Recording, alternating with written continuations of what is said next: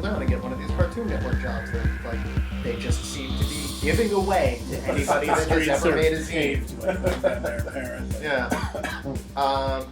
So and then I think it's been a topic of conversation between us at different points in our relationship, and we went there for my buddy's dad's 80th birthday party. And we spent a couple extra days. We hung out with Mara and Naomi for a little while, saw Trevor. Didn't get to see Vanessa, sadly, but had this awesome time in LA and like hanging out with like, we both have successful friends down there. Like she's got a friend down there that's like a successful performance artist, which should be a contradiction in terms. Yeah, that sounds like an oxymoron. Yeah, but she's fucking paying the rent being a performance artist. Oh my God. No, is her performance art robbing banks? No, it's very similar to some of the ping pong oriented things that Justin was talking about. I see. Okay. No, she does like installations with accompanying vocal performance. And I mean, she can do this multiple times a month in order to make it rent. Mm-hmm. Yeah. Well, LA's a bigger city for sure than San Francisco. And I think they have a pretty good deal, but I also think LA as a city is just generally friendlier to the arts right now. It's also changed a bit over time, right? I mean, like, I think LA was more of a cultural wasteland, but a lot of people have, and the Bay Area used to have a lot of different kinds of arts happening. I mean, it was the epicenter of the underground comic scene for years, and it was, I mean, lots of amazing stuff has happened here, but it's and like two good bands. Yeah. Slam the Family Stone and somebody else. Jefferson Starship. Right. So, but you know, a lot of people moved away from here and became too expensive to live. Yeah. And a lot of people went to LA. Because LA is so huge, there were still cheap parts where you could go to live. Yeah, it's weird. The cities have completely 100% swapped roles with regard to their attitudes towards the arts. A lot of it is around housing prices. I mean, I think that really drives very concretely, just drives the art scene. Yeah, I think it's the housing crisis, but I think it's also the industries for which San Francisco has kind of opened its doors and made it clear, like San Francisco and the Bay Area in general are sucking on the tech teat, and that is a group of individuals that have little to no interest in the arts. You think about, for example, in New York, like the driving industries in New York being like financial industry or something like that, and they really don't give a shit about about anything really except for money, right? And you know, the tech industry that is better than that. I mean, I know you can kind of scoff at like a lot of the stuff. Oftentimes, you know, certainly a tech industry business and usually worker has a lot more interest in kind of bettering the world or, you know, being interested in the arts than the average financial on Wall Street. You know, it's maligned as it can be. You see that in Burning Man, something like that, where there's tremendous amount of like artistic, you know, energy expended, and a lot of it's coming out of tech money and tech industry people. Do you think it's coming out of tech money, or do you think tech money is just like, we can go to Burning Man now, and then the couple people that are still like legitimately creative people in the way that classically Burning Man has encouraged? Well, both. I mean, because you know, my husband works at Dropbox, and you know, he moved to San Francisco. You know, went to the Art Institute. You know, back in the early '90s. You know, he didn't move here for tech, but he got the tech job when he was here, and he was going to Burning Man back in '94, right? And when there was no money in it. Yeah, I guess I'm thinking more about the sort of younger generation of like kind of like libertarian tech people. Yeah. And there's a lot of that. There's a lot of that. But I will say, like, you know, like, so, you know, now, my husband works at Dropbox. They, you know, the stuff that they do is really kind of amazing. Like, you know, have, you know, their Pride stuff during Pride is pretty extensive, and they'll bring in like pretty amazing speakers to kind of their food. The cafeteria is like unbelievably, it's just amazing, and it actually does things like, you know, sustainability and all these. It's interested in all these things that I can't imagine the equivalent in a financial institution and on Wall Street giving a shit about. Like, it is different. Yeah, it is a different thing. I mean, you know, Google, you know, has a lot of problems. They do have that kind of thing about, like, you know, not doing evil in the world or whatever it is. Goldman Sachs, I think they literally do evil. Google's credo is "Don't be evil." Don't be evil. Goldman Sachs is "Go forth and do evil." Exactly. bring forth evil into the world. Make a lot of money doing it. I don't know. So, I mean, Be so evil and multiply. I think that part of the problem is just that the tech industry is so powerful, right? I mean, and so it ends up dominating the landscape. It's not part of a kind of more organic system of different industries that kind of coexist. And so it becomes this kind of monolith that kind of bulldozes the rest of the city. And that's just going to be a problem no matter what the industry is. The problem with that is as much on the city. Yeah, the city as it fucked is. it up. Yeah. Not taking not taking tax money from these companies To let them occupy just perpetually depressed part of the city. Yeah. That really could have benefited from it. Yeah, and that's really sad. Yeah. I mean, that history goes back a ways. Like the money mayors, like that goes back to Willie Brown. That goes back to maybe Feinstein. Like it's acculturated here. No. Wow. You cannot get elected in San Francisco and not be in the pocket of whatever's making the money. We came so close this last election. And we came so incredibly close, but Do you think there's a chance next time, or is it a done deal? I mean, it's it depends on how riled up voters get. I mean, I think that with every passing election, there are fewer and fewer people in San Francisco that would vote for the really progressive candidate. And I think that will signal the end of having squeezed the. I don't even want to say creative class because people are going to think I'm talking about fucking graphic designers. That will be the end of artists in San Francisco. That will be the end of any actual creative person and not somebody for whom creativity is figuring out how to best light a pair of sneakers in an ad.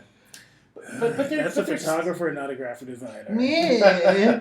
but you can be. I mean, we're talking. I mean, this whole podcast is about having a day job, right? And also I just take exception to that because I am a production designer. Yeah, I know. No, and seriously, I mean, and I think there's a lot of people who this is actually the way that we live, right? So oftentimes we are, production designers or graphic designers or whatever that and then also make zines and comics and all sorts of stuff on the side, and that's you be a Sisters of Perpetual Indulgence and do your performance art and all that stuff. You're going to have a day job too, and that day job might as well be creative, make a lot of money, cash in on your creative abilities. I mean, that's kind of the route that I like. Yeah, that's the leap that I took from like washing cars to right, exactly. Clearly, a good amount of what I'm saying is sour grapes and not having figured out how to parlay my own creativity into one of these lucrative jobs.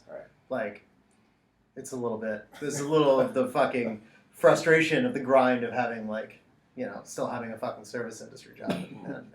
And I always worried that the danger of having a job that would be too close to my actual kind of creative work would exhaust me from doing that work.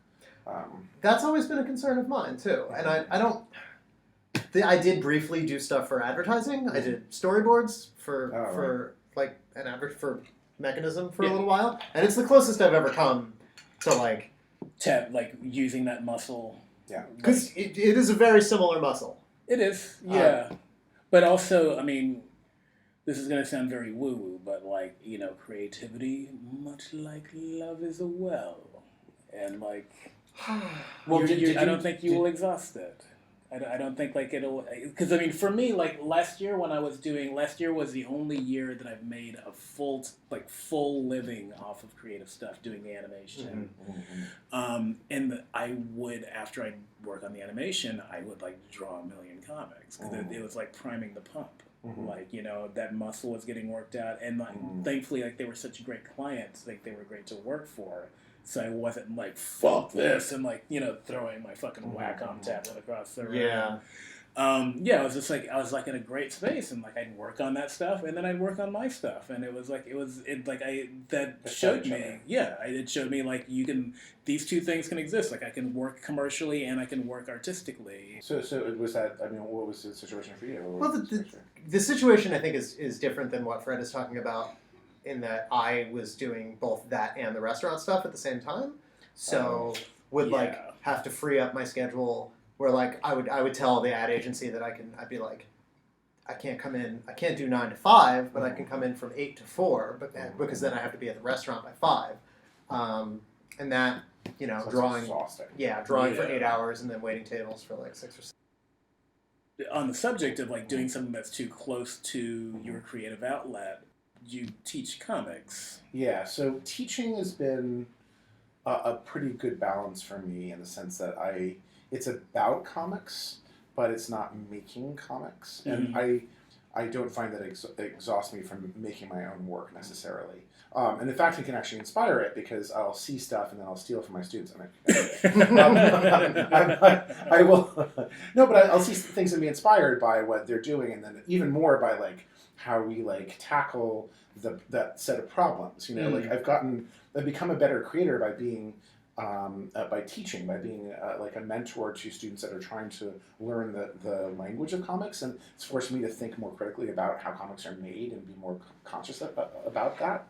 And so that has made me better at what I do. I mean, I think it has to have. So like I'm constantly like, my day job is essentially like looking at a script and trying to figure out what the dramatic tension is and how to make it better, how to raise the stakes for the characters, and how to like, bring in the thematic, threads or whatever, and then, how to do visual layouts on a page and how to create, visual storytelling. And then when I get back to my own work, all of those, concerns are going through my head and generally, positive and productive ways. Mm-hmm. So I made my living primarily through massage therapy for many, many years, for over 20 years. I still do a little bit of it here and there because I really love it, actually. But I now have pulled back quite a bit from doing that because I don't really need it anymore. Because I'm making the majority of my money through teaching. Mm-hmm. And it really is closer to my creative work. I mean, it feels like, part and parcel in a way that massage didn't. Mm-hmm. The nice thing about massage was actually the fact that it was so removed, right? That it's a completely different part of the brain, that I was using, kind of Gestalt thinking and like, it's just, I would, and it was sensual in the sense of kind of using your senses to attack a problem and, figure out what's going on in the body. And like, it wasn't analytical, it wasn't narrative, it was just a different kind of, function. So I love it. Sounds like it was visceral. Yeah, visceral is probably, yeah, that's a good word. Yeah. So just like, all about kind of, going into a body and figuring out where the problem was and addressing that. Very intuitive, it's completely different from the analytical and narrative functions that I use my brain for the rest of my life. So I love that. It would actually get very kind of meditative, and there's also this wonderful sense of how the business works, where it's very clean and very simple, right? So someone will come to me in pain or in stress or whatever, and I work on them for an hour and a half, and then they feel better and they give me money for it. Like, holy shit! So like, just such a great like clean thing to do in the world, right? The immediacy of the transaction. Yeah, and you're doing a basic good thing, and then you're getting paid for it, right? So you're providing a service, and you can actually see the results. Yeah, and get up and it feel is better. A thing that is actually a benefit. Yeah, and I think I do good work in the world by teaching and by making my art. I think it's a good thing in the world, but that connection is so much more complicated and like down the road, than the massage, which was just very like, they come in, they're in pain, they leave, they're not so much in pain. Yeah. But now I'm making my money with that, and then I've also been able to get just recently some art grants. And I've heard tale of this. Yeah. Well, I was always really jealous of like Canadian artists, Canadian cartoonists who would just like get all these grants from the government. Oh yeah, whenever you read the like indicia for a Canadian graphic novel, it's always like, I'd like to thank such and such governing body for offering me. My friend Maurice Vela is working on a graphic memoir right now, and he's getting money from, and it's not a lot of money. He's got to, don't get me wrong, it's not like, he's got to really, make this work, but it's difficult. But he's getting money from the city of Toronto, the state of Ottawa, and the country of Canada, which is amazing. And well, they should, because he's going to come out with this beautiful piece of work. It's gonna brilliant artist. It's brilliant, right? So of course he should be funded, right? And of course he should come out with a book that will then turn around and make money for the entire system, right? That's going to make booksellers money. That's going to make distributors money, and pay taxes back to the government. Can you break down to the American government how helping artists helps the economy in general? Can you? No, impossible. No.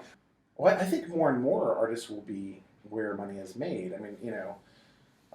In a kind of modern economy, because it's something that can't be outsourced as easily. it can't be like turned into an algorithm as easily.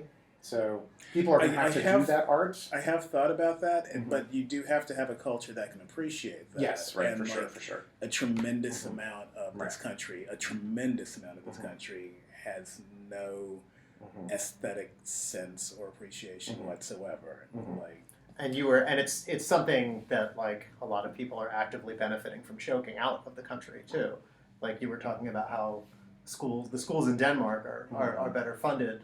They fund the arts and the humanities programs, the schools in Denmark, but it's something that like when I remember talking to these students in Denmark that I was working with, and I'm always kind of interested in when I talk to my students, because my students here at California College of the Arts, they're paying a lot of money, they're putting a lot of time, money, and energy and effort into getting a master's of fine arts and comics. Like, holy shit, right? And so I'm always interested, like, well, what do you imagine? We have a big, robust professional practice class, and and we talk a lot about this stuff. What do you do with this degree? Like, you go off and teach. Do you kind of how do you parlay this into a living in some way, or not, or or figure out another way to make a living, like what I'm doing, teaching, and then your work is kind of part of that, or kind of connected to it. So I'm always interested in these questions, and I always talk to my students about it. Because I want to also be as transparent as possible, right? I think it's really unethical. A lot of higher education is really unethical. I went to school, I went to art school for undergraduate and then graduate, and neither program, did talk to us about business of art at all. I came out of my undergraduate class without a single idea of like how to. I learned how to. I was printmaking department. I learned how to pull a print and all these different media. I didn't learn how to create a portfolio, how to talk to a gallery, how to talk to a museum, how to, do your taxes as an artist, none of that shit. And how to get an agent, nothing. So when we started this program, I was like, that shit is, deeply unethical. Yeah. And we can't do that. We have to we have to provide as much of that as possible for our students. As much like actual, genuine, bona fide resources. Yeah. And the world is changing so quickly, so it's not like there's formula, but as much information as possible that you can give can be potentially helpful. So the professional practice class, we bring in retailers and agents and distributors and publishers and people from all over the kind of comics industry, and then who kind of explain what people who create conventions, right?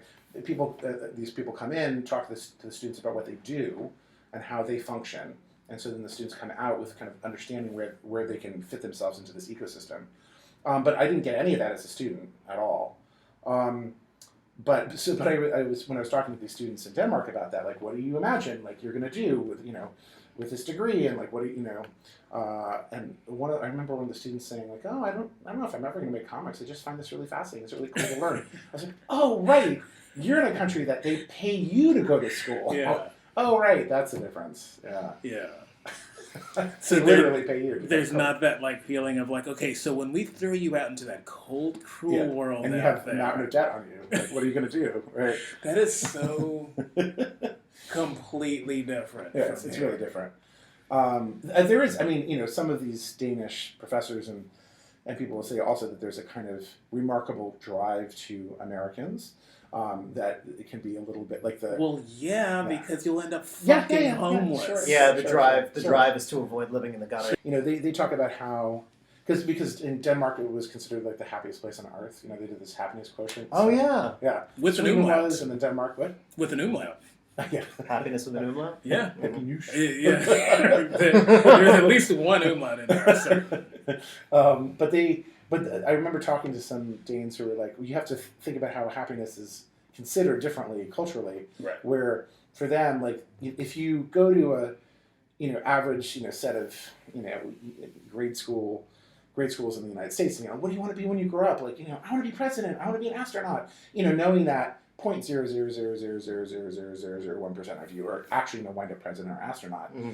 Whereas, but you're expected to kind of shoot for the moon and like have these big ambitions and ideals. It's the American dream, and like you try, and then you fail, and you pick yourself back up again. You try again, and you launch yourself again at some scheme. Whereas in Denmark, it's like, I want to grow up and have a decent job, have 2.4 children, and have a nice place to live in. Yeah. You know, and it's completely achievable And because eventually be an object lesson in national happiness. yeah, right. I mean, it's contentment more than it's more the way we would think of contentment as opposed to like happiness. Well, I think there is something about American culture that forces you, that makes people think that like ultimate happiness and success is always just around the corner. Yes. Where like, and it's you know, going to be big and cathartic and like massive. Yes. Not just like. and it's also how they keep people. The poor, being poor, has been demonized and villainized by even amongst poor people. Mm-hmm. It's by convincing poor people that like, no, you're just there, but for the grace of God. Yeah, right. You know, like you one day it's still possible for you to like make these millions. It's not out of the question for you to be an astronaut, even though you're 45. It's funny that you mentioned like the happiness versus contentment or happiness and contentment. Like last week I was talking to my sister and I was just like, October marks 20 years since I moved to the Bay Area. When I moved to the Bay Area, I was a 26-year-old dude. I had 2 cats. I was engaged to the woman I loved. I had a 9-year-old car and I was starting my career. Now my cats are dead and I'm divorced and I'm driving a 22-year-old car. Yeah, but in all fairness, the car with which you moved to the Bay Area will be 31 years. That is true. But you're up it's there. Still your new car. I said that to my sister and she's like, "Are you okay?" And I'm just like, "Oh no, I'm fine. I just think it's funny." And I'm like, "Trust me, I'm very happy with my life." And then I was like, "I'm not content. But I'm very happy." Oh, that's and interesting. like You're flipping it. So like, yeah. Oh, interesting. And that's just dumb. I should be happy and content. All right, I'm done. That's really interesting. Whereas in Denmark, because I feel like I gotta keep striving. Like Yeah, I right. haven't got there yet. I don't know what the fuck there is. Yeah, right. For me, it's not like this money thing or something. I just know that whatever that is, I have to keep striving for. But I feel like my ambition, I try to kind of, and I don't know if it's conscious or unconscious or whatever, so, but my ambition is one step ahead of where I am. So, like, I remember first making my first comic and being like, okay, I just want to make a comic. Like, then I can be like, because I was 29 when I made my first comic. I believe I met you around the time you made your first. It was True Travel Tales, right? No, it was right before that. I did this a Sacred Text, which was okay. So I was, because I was compulsively traveling everywhere, kind of running away from my responsibilities, and I was in the museum outside of Jerusalem with the Dead Sea Scrolls. Yeah. And I was like blown away by the Dead Sea Scrolls. I love that shit. And I sat down in a cafe in West Jerusalem, and watching all the hot military men with the submachine guns, which kind of like, this is strangely found. Right, exactly. And I wrote this script, and then I turned it into a 48-page comic that got a Xeric, and that kind of made me do this, right? So, but the whole time I was like, it's a terrible piece in a lot of ways, but most ways. But it made me like, okay, I was like, if I can just get one comic done, then I'll feel like I've done the thing that I've always said my entire life I would do, which is make comics. I don't know if I was ever going to actually do that, because I was having essentially a version of a midlife crisis. I was 29, I hadn't made a comic yet, even though I said I was going to make comics. So, okay, if I could just make one comic, then I've achieved that goal, and I can then decide if I never want to do one again. That's fine. Yeah. I made my one comic. So I did, and then I was like, okay, I did it. It's not so bad experience, and now I want to make a comic series. If I can just do that one comic series, then I'll be done. So I did True Travel Tales, and then just kind of one step beyond. It was incremental. Yeah. All right. So How now, many issues of True Travel Tales did you end up doing total? I did 4 printed issues, and then I did a bunch of mini comics and shorter pieces. That's a really good run. Thank you. I actually got into Diamond Catalog when it was still possible to do that. Wow. Which is not possible anymore. And you also published them within like a couple of years' time, right? Yeah. Because I got like 4 issues of Black Sheep over the course of 16 years. Yeah. You're killing it. Yeah. Well, I was trying to get a new issue for every convention season. Right? Okay. So it was kind of per year. And then I did the gay porn series, Hard to Swallow, with Dave Davenport, and we did one a year as well. Okay. So that was another kind of series, basically. How many of those did you? We did 4 of those, and we upped the number. So we did 48 pages, and then 8, add 8 Okay. to each one of those numbers, right? So, Well, geez, you're at a table of 3. Here's a math equation for you. How long will it take for 3 cartoonists to figure add out. Right, 8 8 to the yeah, previous number that basically- we've already forgotten? yeah, and basically we don't have a podcast long enough for that, so that's fun. But I feel like it is a kind of at least for me in my sense of happiness, like having my ambition not be too far ahead of where I am, Mm-hmm. but also not be attainable and kind of be step-like, right? Mm-hmm. So now I want to complete a graphic novel. I still have never completed my own graphic novel, right? That's like my next step, right? And it seems achievable maybe by the time I'm 50. So you think happiness is inextricably tied to the idea of still having something to accomplish? Oh, that's interesting. Because it sounds like That's really the happiness is in yeah, the setting of the next goal, right, and then the contentment is in the Mm-hmm. making the process and tailoring your life to, Yeah. to like try to achieve that goal. I think there's different kinds of happiness for me. Like if I was only producing, like I know I'm never going to be a Robert Crumb, right? Because like I don't want to lock myself into a basement and only produce, because that's not going to make me happy ultimately. I like people too much. I was about to say, you like yourself and you like other people. I do. So. Yeah. Whereas to me, Which is you a crippling disability. You described that lifestyle and I swooned, kind of like. Well, it's a crippling disability for someone who wants to actually produce a lot, right? Mm-hmm. Because I'll never be Robert Crumb because I don't want to. I mean, I remember when he came through San Francisco and he gave his talk around the Bible book, right? To Genesis, right? Yeah. And someone asked him, "What was it like to be a genius?" And he was like, he's such a misanthrope. He's like, it's like, I'm not a genius. Nobody's a genius. Fine, I'm a fucking genius, but it's because I hate people and I have severe mental illness and all I can do is just draw. So of course I got good at it. Oh, right. I remember when the Crumb documentary came out, Yeah. I was like, yeah, I'm never going to be a quote unquote great cartoonist because I'm like, I actually kind of like people. Yeah, I like and to this hang out was with this is people. when I thought this is Yeah. when I was at the height of my Yeah. misanthropy. Misanthropy, yeah. I'll just record a drop. Yeah. Like, it's gonna be like all like stereo. The height of my. But no, I guess it's actually a balancing act, I think, for me, because I don't want that life, because I know that would make me unhappy ultimately, maybe cut off my ear like Van Gogh, right? And I would love to be able to produce like Van Gogh or Osamu Tezuka, but Tezuka had like 3 nervous breakdowns and never saw his children, right? Yeah, so see, I don't want to be him, actually. I don't think Tezuka wanted that either. Like, I think that was the Yeah. system that he was working in. I don't think he helped create that system, that bastard. Like, I mean, it's modeled on him. it's modeled on him. Like the Okay. studio system was actually he created that shit.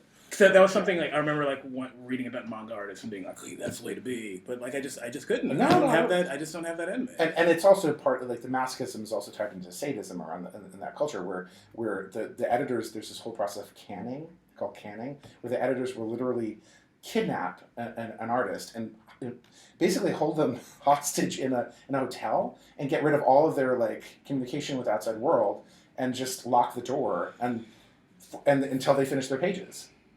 it's fucked up that there's a name for that. Oh yeah. That's not just that. It's No. not just called kidnapping. Yeah.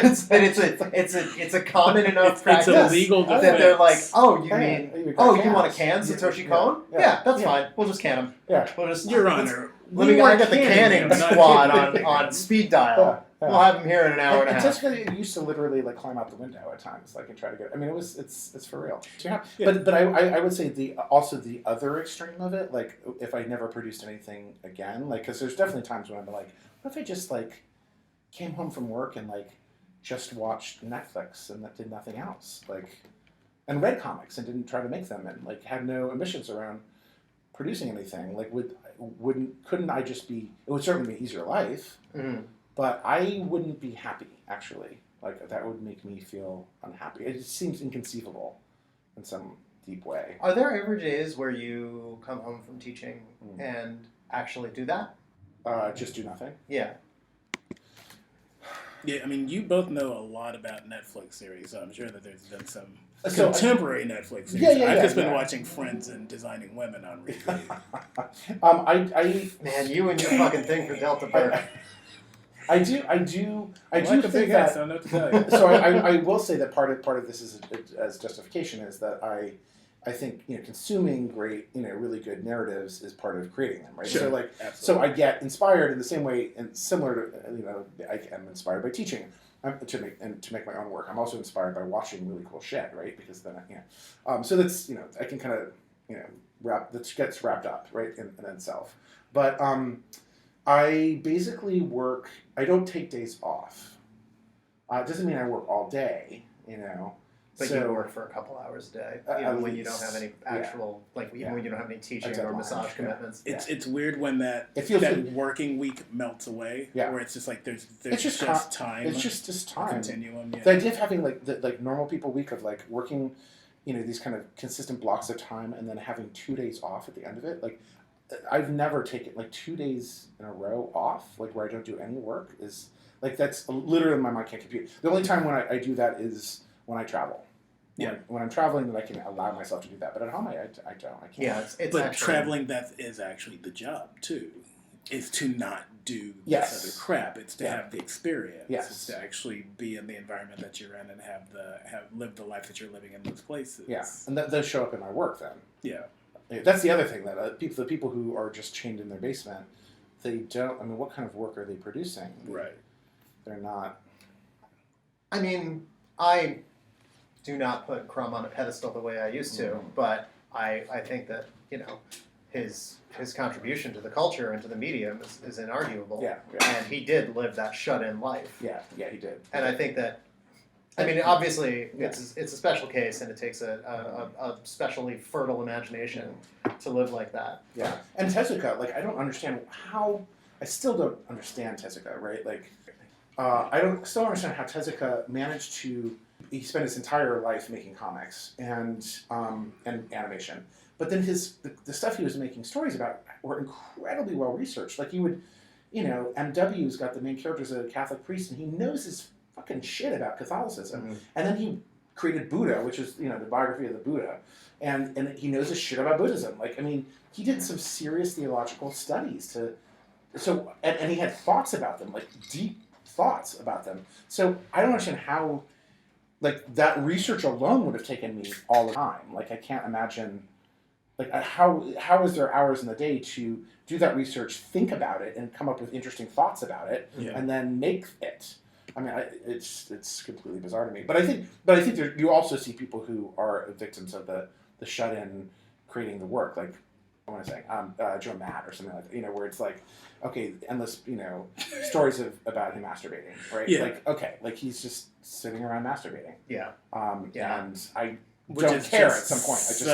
Such a just overly literal yeah.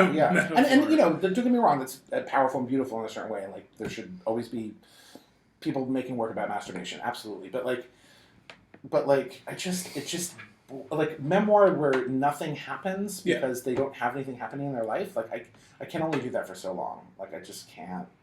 I can't. Harvey P. Carr did it, and can we just be done with it? Yeah. So I'm getting back to work. So you work at CCA. Yeah. In what's the MFA in Comics program, and I also teach in some of their undergraduate stuff too in their writing department. And how long have you been doing that? 8 years. And then I've gotten other teaching gigs, right? So I got a Fulbright scholarship, to go to teach American comics history in Czech Republic. I think I was the first Fulbright scholar of comics. The academic world is now finally open to comics. It's so new that nobody's doing this yet, kind of figuring that out. So I'm okay, this is a perk I can work with. And so I don't think any cartoonist has thought to apply for a Fulbright. I know that Anne Elizabeth Moore, she did a Fulbright to go teach girls in Cambodia and Phnom Penh how to do zines. So she got one a number of years ago, but I think I'm the first Fulbright scholar in the sense of being a professor that goes to teach in an institution in another country. I mean, and it fell in my lap. One of the other professors at CCA, she had done a Fulbright in Brno, which is the second largest city in Czech Republic, at this one university, Masaryk, and she had gone to the people at Masaryk and was like, "Hey, the next big thing in the literary scene in America is graphic novels. You should have someone come over on a Fulbright to talk about graphic novels in the American and English Studies department. And they were like, okay. She said, I'll go find one for you. And she went to me and she said, you want to live in the Czech Republic for a semester? And I was like, yeah. So I applied, but like it was kind of rigged in the sense that like the school already wanted me. They wrote a letter of recommendation. They were already kind hooked of up primed with the pump for you. and they you know, that school was already, you know, absolutely tied in with the Fulbright Association in the country. Like, and I wrote, you know, I bust on my ass to do a good, you know, application for it.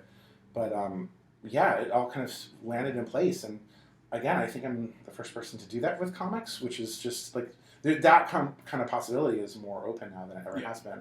And then I've been teaching over in Denmark, also at this comic school there. And then I remember lectures the around. Czechoslovakia. Like I remember when you Yeah. went out there. When did your teaching in Denmark begin? That began.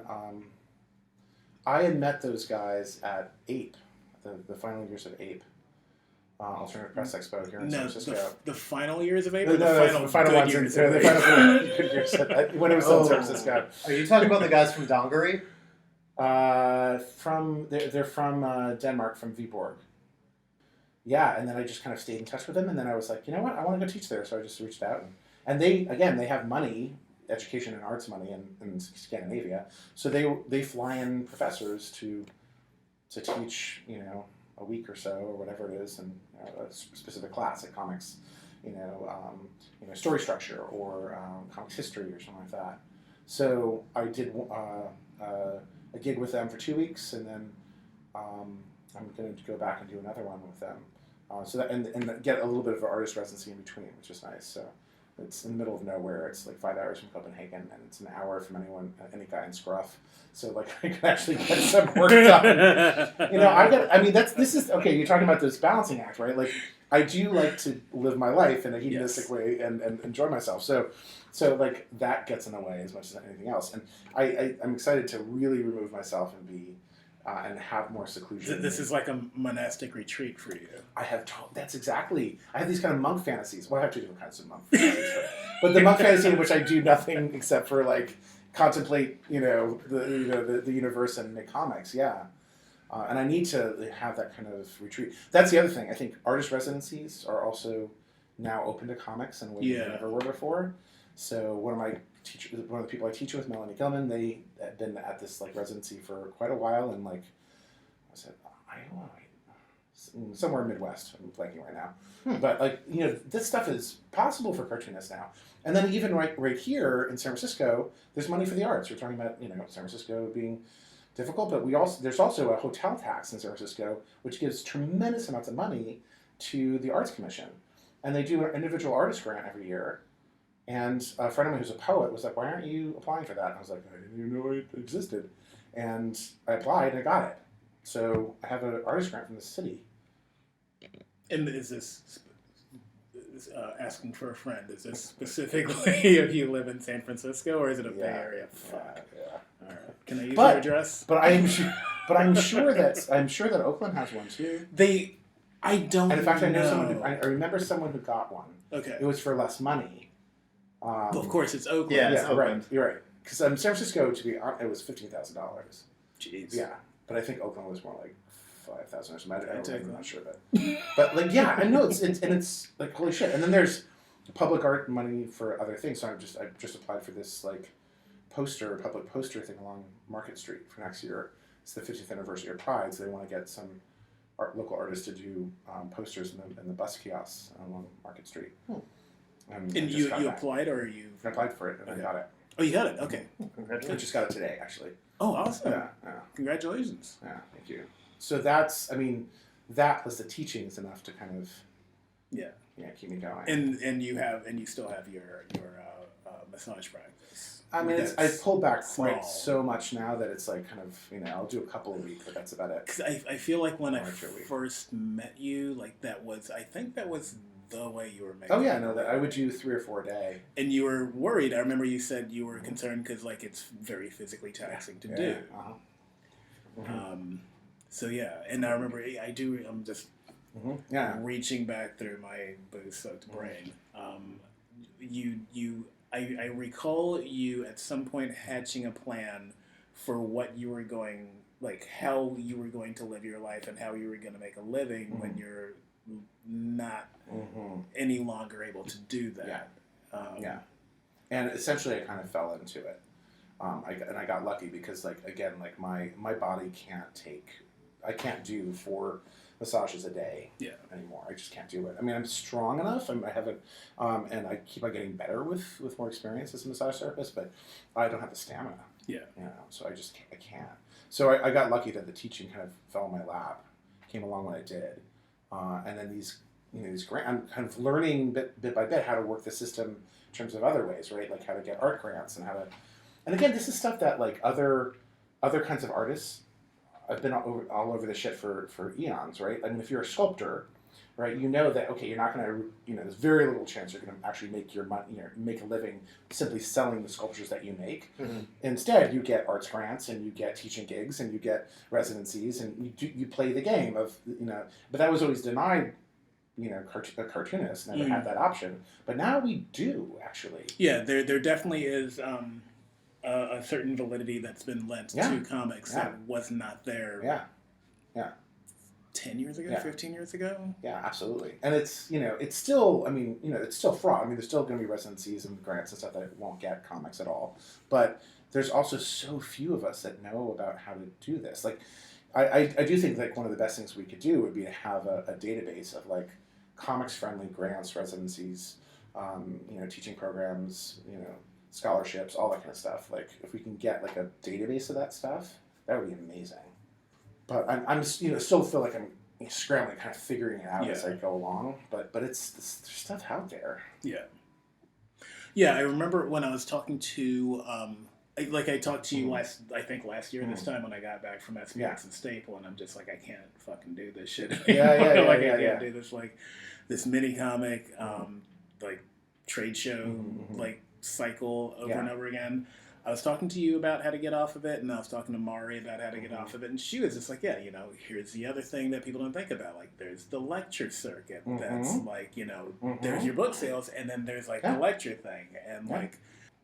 Yeah, you can, I mean, that's, it's, various institutions will fly you in and pay you some money to I'm going to have to be on a boatload of, what's the shit that you take for ADHD? I'm so scattered I can't even remember what it's called. Yeah, I'll have to be on a drip of Ritalin to be able to do a lecture. Yeah. It's all booty bumps. Booty bumps? Wait, so Geoff, have you? I'm doing my segue. So how about your booty bumps? No, what? Oh my God, I haven't done a booty bump in years. Booty bump. So I mean, would you be interested in doing lectures? You came in and lectured in my class once. Yeah, and I look back on that and I feel like I actually feel like it was a real missed opportunity for me to. I don't think I brought a very strong game to that lecture. I feel like if I what's up? I didn't remember. I remember it being good and I think the class was kind of lame, if I remember. Well, the one kid fell asleep as soon as the lights went out for my slide presentation, which was a little demoralizing.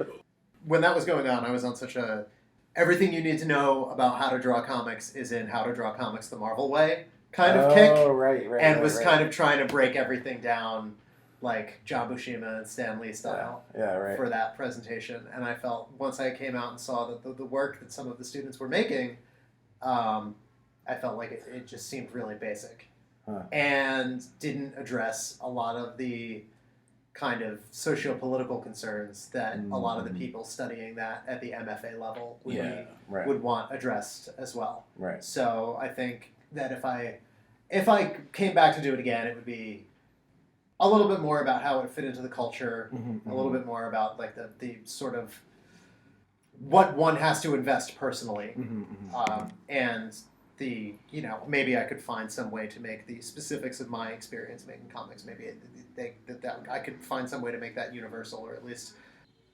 It's interesting that you mentioned Robert Crumb and misanthropy and being a shut-in before, because so much of my experience and ethos of making comics is based on so much of that. Yeah, right. And so much of comics in general, a alternative comics in particular, is based on misanthropic shut-ins, you know, and growing up in the 90s and late 80s and early 90s with creators like Pete Bagg and Evan Dorkin and like even early Dan Clowes was just so redolent of his misanthropy. And it's hard for me to think of anything to bring to a lecture circuit coming from that sort of, I detest people. And so this is why you should listen to how I make comics. But that's also, I mean... You're all trash. Everybody in this room disgusts me. This is how I channel that into my work. All right, boys and girls. First of all, turn your seats around because I'm tired of looking at your monkey faces. All right, here's what I got to say. So I would say yes. The comics, comics has completely changed where it is in the culture, and those are no longer the heroes. I know, which is really in kind fact, of interesting. They're in a lot of ways they're the villains. But I think that's interesting, right? Like, I mean, especially in like a comics history class, I think it's really like people have to grapple with that because some of the best work was being made for so long was being made by people like that, right? Yeah. So, I mean, undeniably, the quality level, undeniably high, right, for a lot of this stuff. But I agree that the kind of current heroes in comics don't come from that mold. It's, I don't know, Noelle Stevenson and, like, who's not doing that, is not being a misanthrope. Or, I don't know, who's hot right now, but, like... My conception of what's good in the medium is still very much informed by those artists. Yeah. And I only see a handful of contemporary cartoonists aspiring to that level of craft. And I think it's interesting that those cartoonists are, for me, Jillian Tamaki and Eleanor Davis. And I think... Oh, hell yeah. Yeah. Right? Those are the big guns for this generation of cartoonists. For that kind of illustrative craft. Yes. Yeah. And I don't think that it's they're making work in the same vein, but I think that they're the only ones who can... Emma Ferris. I mean, my favorite thing is Monsters. Holy shit. Or I mean, it's interesting. It's like... I'm familiar. I haven't seen it, so I can't say. I've read Jillian Tamaki and Eleanor Davis's stuff, and it's like it's not that thing. It's not that '90s alternative misanthropic thing, but it's this work that is intensely personal and immaculately put together, and grounded in a fundamental grasp of comics readability that like you find across the board in good comics. And I'm not talking about like necessarily something that is that its subject matter matches the ambition of its execution. I guess my favorite thing is Monsters is compelling, but it's like it's not good comics in the way that like Casper the Friendly Ghost comics from the late 50s are good comics, where it's not clear, readable. John Stanley's Little Lulu.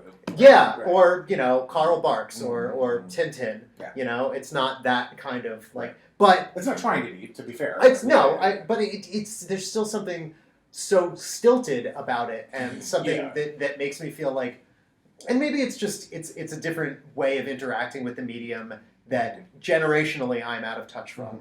So I think I've to like put it in a context that I enjoy. Like the way Davis and Tamaki go about comics is like the way Lou Reed went about music, where he's just like the best thing you can have in a band is 2 guitars, bass, drum. It's 4 on the floor comics, and like I have not read Emil Ferris's work, but it doesn't sound like it's got that 4 on the floor. No. She comes out of being an illustrator, which is part of it. Like she wasn't like a comics person. So what do you think about Lynda Barry? Because I think in a lot of ways Lynda Barry is the crux. She and Matt Groening came in together, right, into comics, and she's made some of the best comics ever.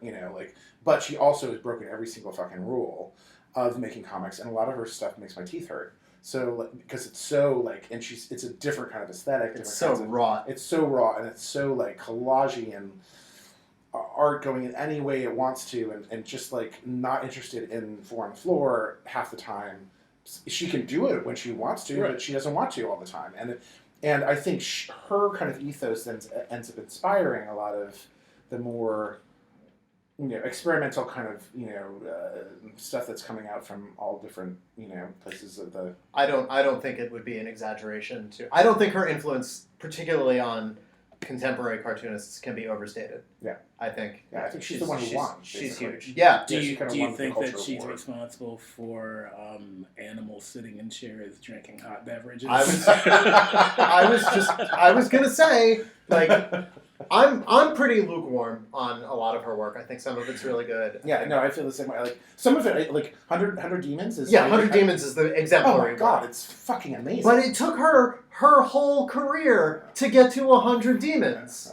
You know? And then she went off somewhere else after that. So, and again, and stuff for me that's unreadable. I also but other people love it to pieces. Like other people love where she goes. Yeah. After that. But I think that there's I think an interesting subject for a lecture at this point would be maybe subject matter versus technical execution, and I don't know. I mean, not specific. That sounds really dry when I say it like that. But I do think that there is something in the work of her and Ellen Forney. Although I think Ellen Forney is a better cartoonist than Linda Barry is. Just like it's more of a standard. It's more of a comic. It's more comic booky. Yeah, right. But I think there are cartoonists like that who work in a mostly autobiographical vein and who have. I think there are a lot of artists whose like subject matter has helped their audience more than the ability to technically execute good comics. I would also say. And I don't invalidate that. Right.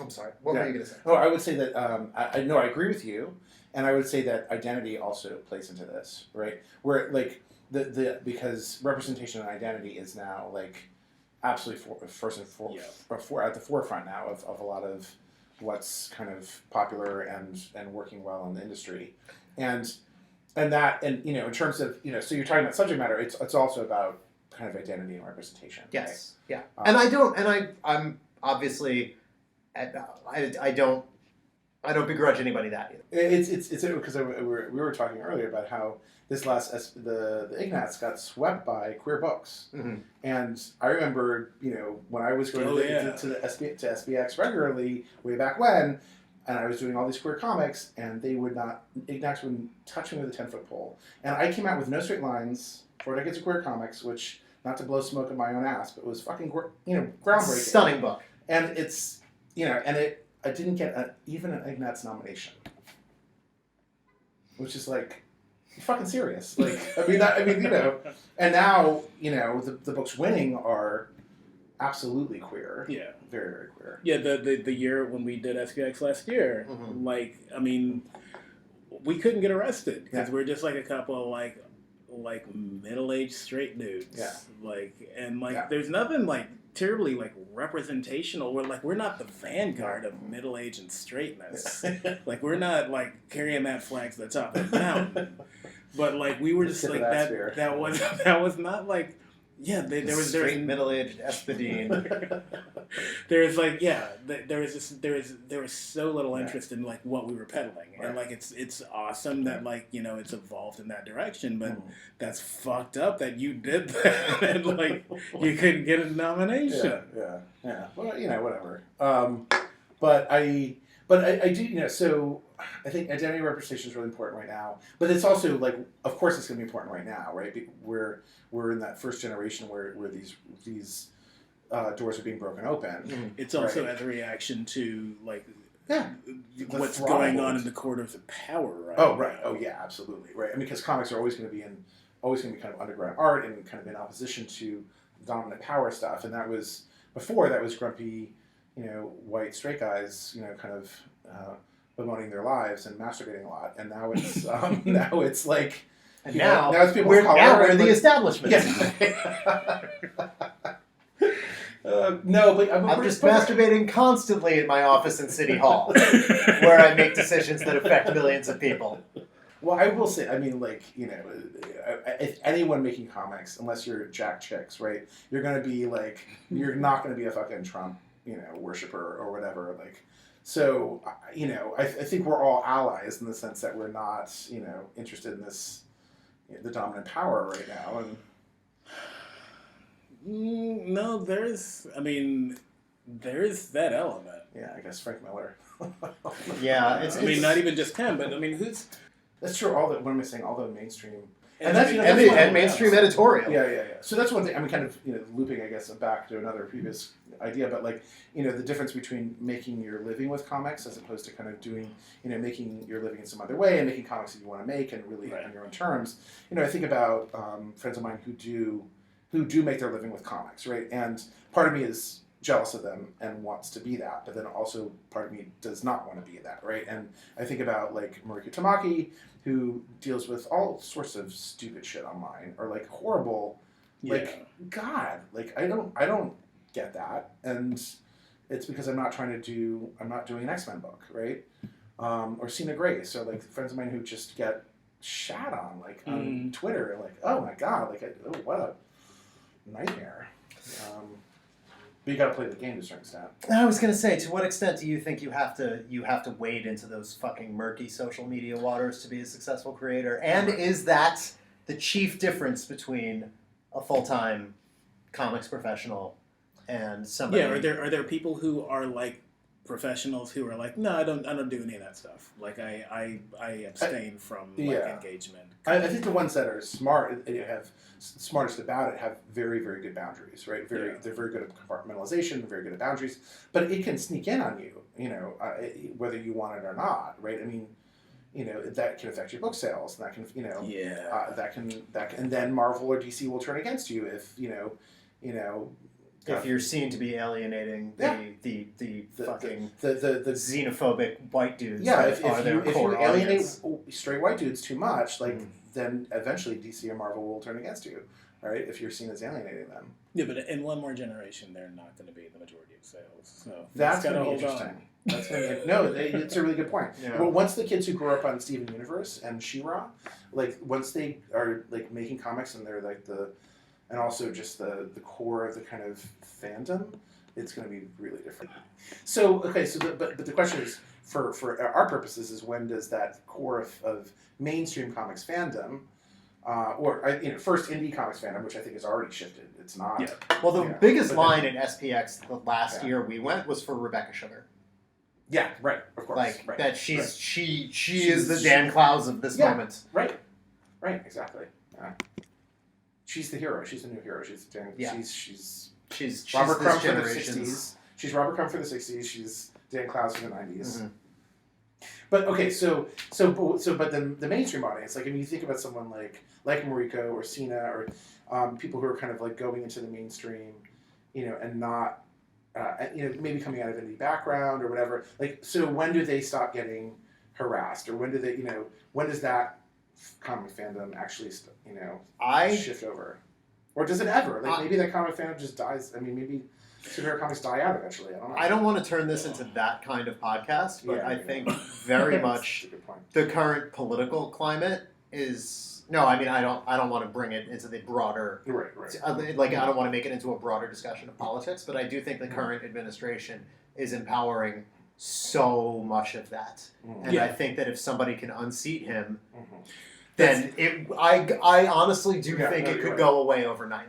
That's exactly what I was thinking. I think like eventually at some point it's going to be like completely socially unacceptable to do that. Where it's like, no, I'm sorry, you can't do that. Like not that's so unsettling. It's just like, no, that's just shitty. Yeah. Nobody wants to hear that. You're not being edgy or provocative. You're just a piece of shit. Yeah, when all that stuff becomes kind of when it's unseated, I think it will be kind of I hope, and I tend to be an optimist, and my husband says I have a serotonin imbalance because I'm way too optimistic. But if you could give me a serotonin transfusion, I would fucking sit through a lecture about that. Teach me how to cultivate a serotonin imbalance. But I think once that's unseated, it will be seen as cult, right? Like, oh shit, our country was in the throes of a cult leader, wannabe fascist dictator, which is cult. It won't be seen as cult. It'll be recognized. It'll be recognized, right? Exactly, and that's exactly what's happening. That's what it is. It's a cult leader stuff, right? Where and it's backlash. Part of it was really backlash against Barack Obama and Yeah. like having a person of color as a president, and then maybe we just need to go through this weird backlash, culty, fascist phase, and then like we can really snap back once again. So well, anyway. Just snap back to being like just the regular Progressing in the keeping this stuff under the rug. Yeah. To having Just- it certainly be part of the very fiber of American history. the quietly Well, this is, racist, homophobic, and oppressive culture that we've been for like 400 years. Yeah, I Now, know. I again, my optimism is coming up, but like, I think about like what it means to be a queer person and how radically I'm doing this. So the public art piece that I'm doing for San Francisco, these series of posters, is about San Francisco queer history from 1955 to 1970. So the kind of leading up to Stonewall, leading up to the first Pride, and like holy shit, the stuff that they had to go through. Like I'm doing a piece right now about Jose Sadia, who is this drag queen. Hostess of the Black Cat Bar, which was like a bohemian bar that Ginsberg and Kerouac and everyone used to hang out in. But Saria came in and started doing these like drag numbers and would do kind of Carmen and different operas and set it in San Francisco, and just amazing character. And then he would always kind of turn it more into a gay bar, and then he would have everybody join hands at the end and sing "God Bless Us, Nellie Queens."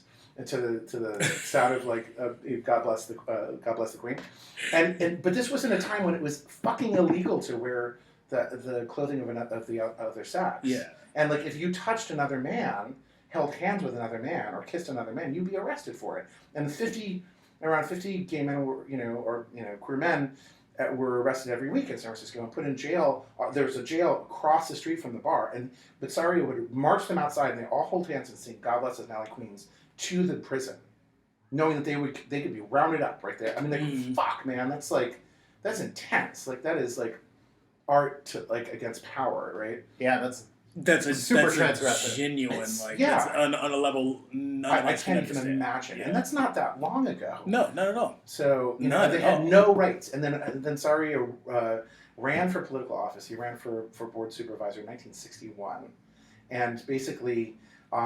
The Democrats were so terrified of him winning that they added 22 different candidates on the final day of the registration.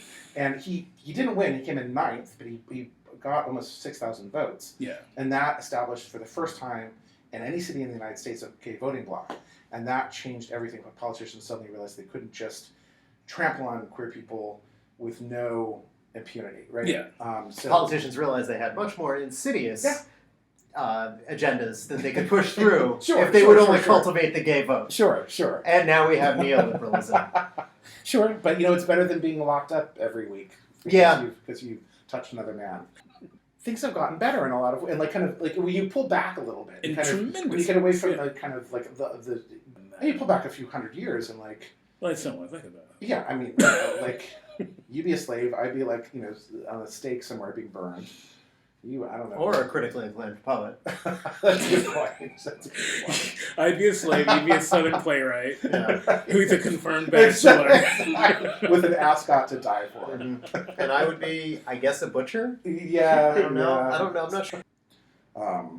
But yeah, I don't know. In terms of the kind of, the kind of work that's going to be important in comics, kind of moving forward. I mean, I think it does continue to get more open, more kind of progressive. I just wish people drew better. Yeah, that's kind of yeah. But I so how long?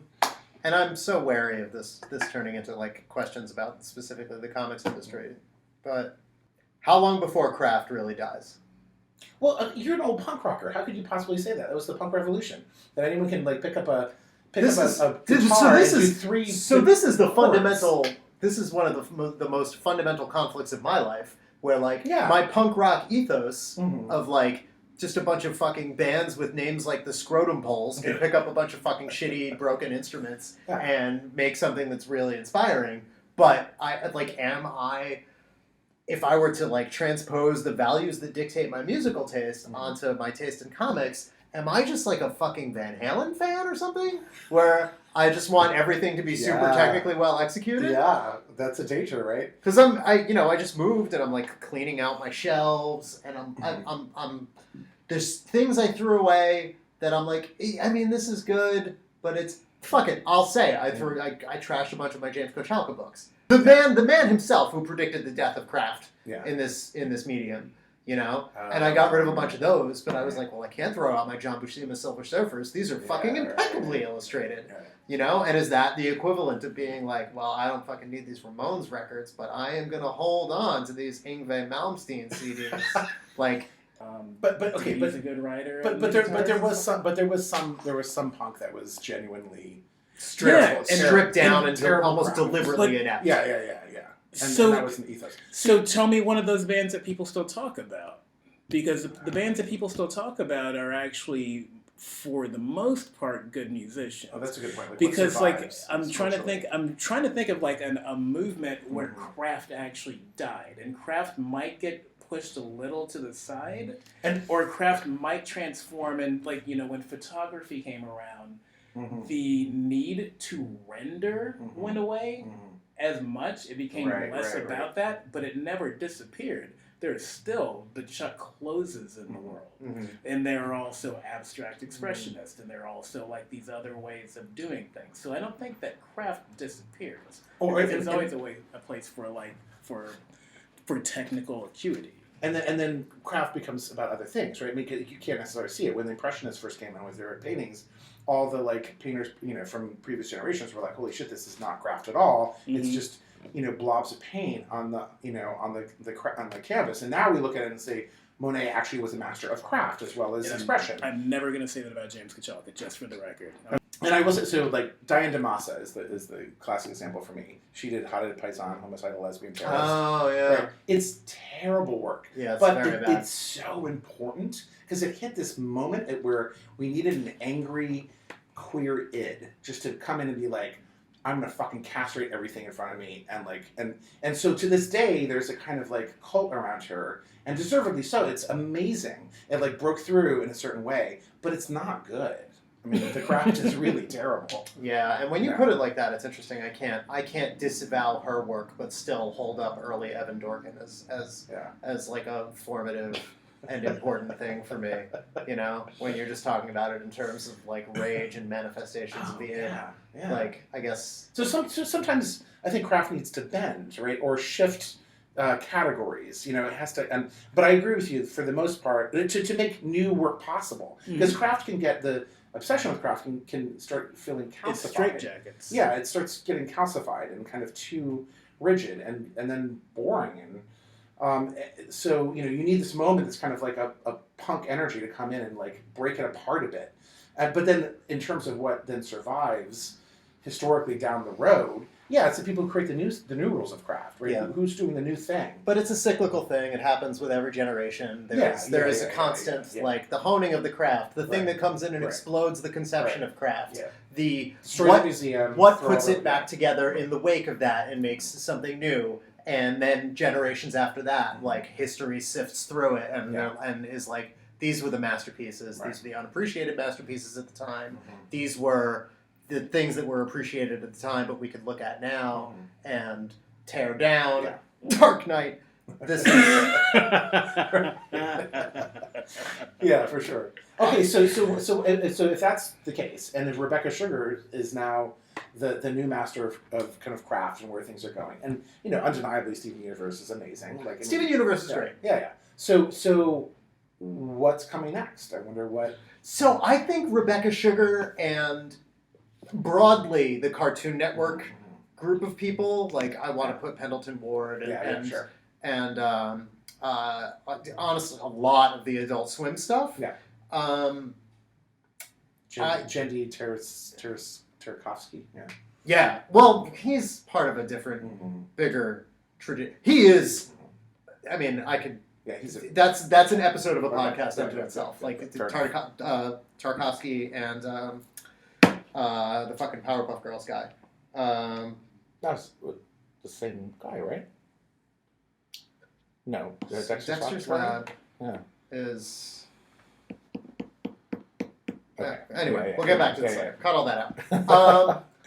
But I think all of that stuff, not Tarkovsky, is the culmination of a lot of the Fort Thunder aesthetic interesting. that was going on in the Interesting. late 90s and early aughts. Interesting. And so it channels through Lisa Hannawald, through BoJack Horseman stuff, Yes. right? Yeah. Right, and then when it settles, when all that kind of like frantic, ADD, like methy, like, all the like fucking makes your teeth headbanger stuff. high school students notebook doodles shit. Yeah. Oh Yeah. god! And then when it settles, it kind of becomes It becomes Adventure Time. yeah. It becomes Steven Universe. That's really interesting. I hadn't thought of it that. And it's I don't even know if like Pendleton Ward or Rebecca Sugar are aware of it. I'm sure they are on some level. Right.